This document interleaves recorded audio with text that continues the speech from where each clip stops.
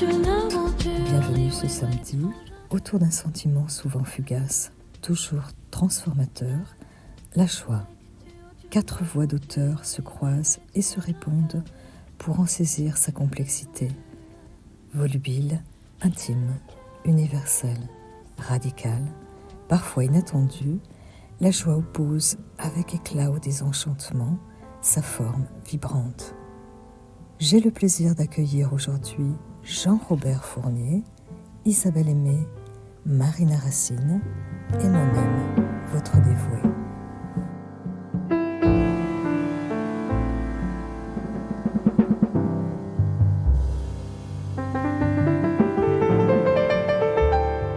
C'est lundi. J'achète des fleurs dans un magasin que je ne connais pas. Je suis servi par une jeune femme, petit gabarit, quelconque.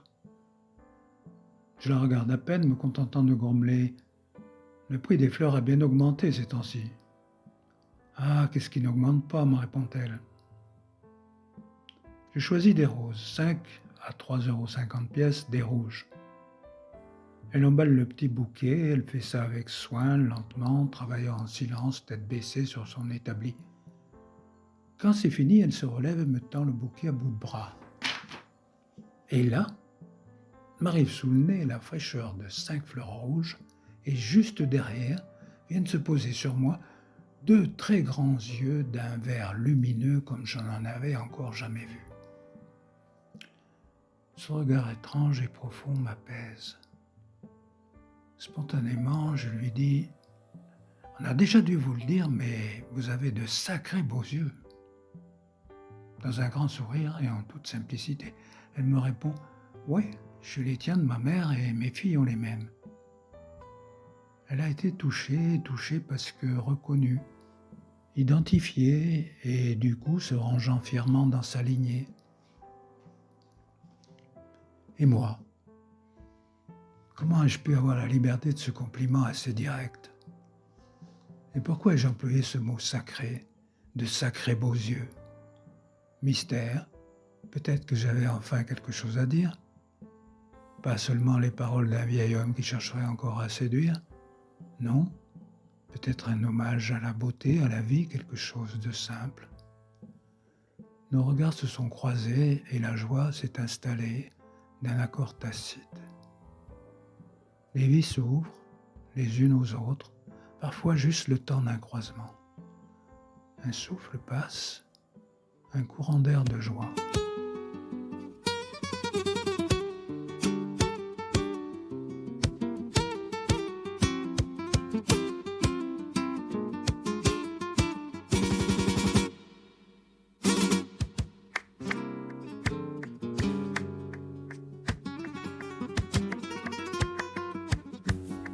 D'abord son parfum, puis un silence de joie derrière les mots qui ne peuvent plus se dire.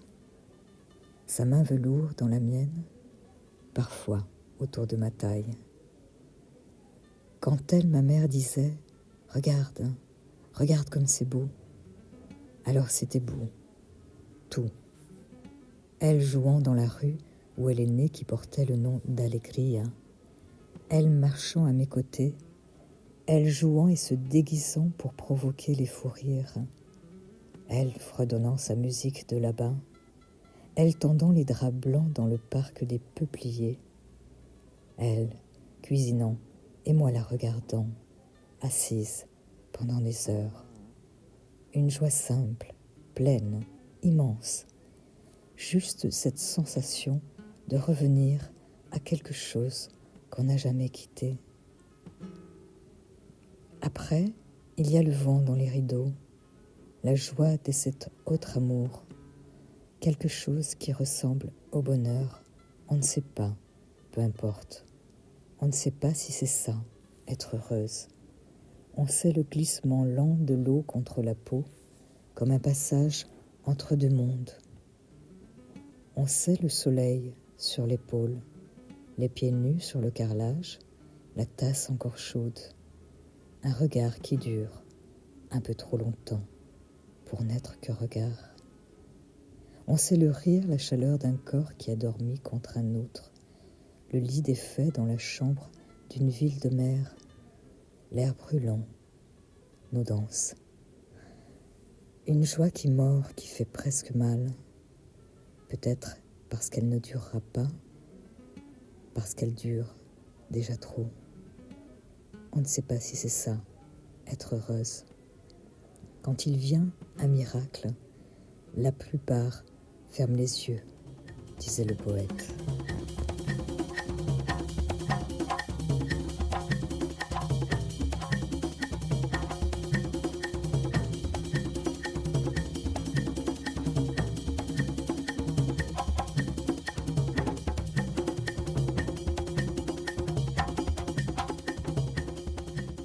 Un coup à la peau diaphane, découpée de veines bleues, tendue à l'extrême à devenir vampire.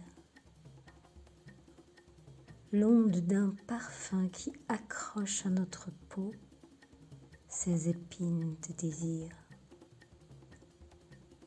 La danse derviche d'un foulard sur mon visage en semence d'éternité.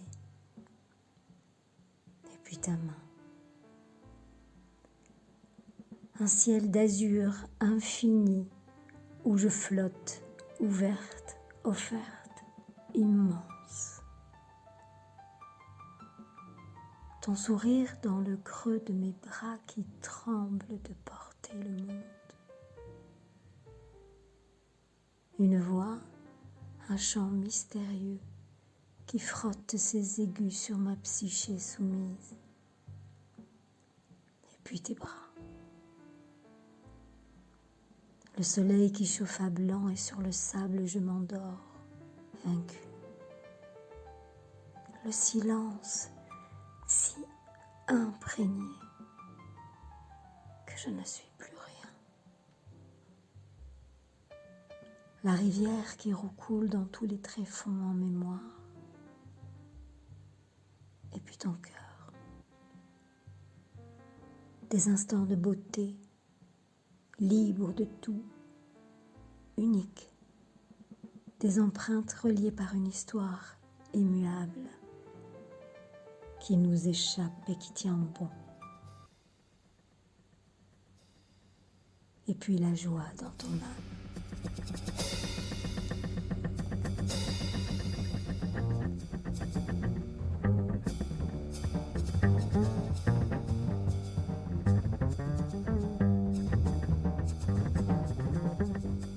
Depuis longtemps, j'avais choisi de vivre loin du bruit. Une petite cabane m'avait fait un clin d'œil. J'y ai élu domicile. Ce matin, pourtant, je devais aller en ville. Plusieurs rendez-vous. Quelques commissions. Je devais m'extirper de la chaleur de mon foyer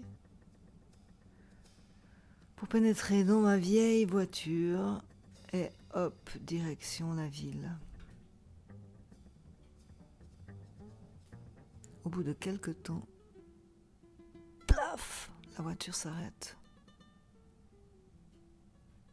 Je cherche dans mon sac, mon téléphone, oublié. Je le vois très bien sur la table en bois de la vieille cuisine. Petite route de forêt, personne, pas un bruit, comme je l'aime. Que faire ? J'entends tout à coup des voix. 3 personnes avec des bonnets de laine et des corbeilles en osier. Ils marchent en regardant le sol, ils ramassent les herbettes du printemps. Orties, lierre rampant, ail des ours.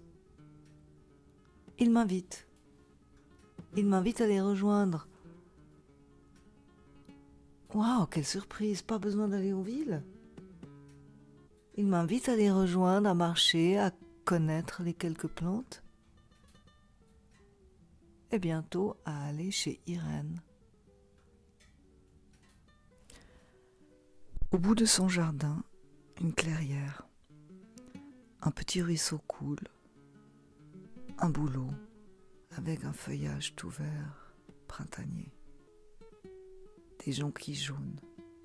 un banc de pierre. Je m'assois, je sors mon carnet et j'écris.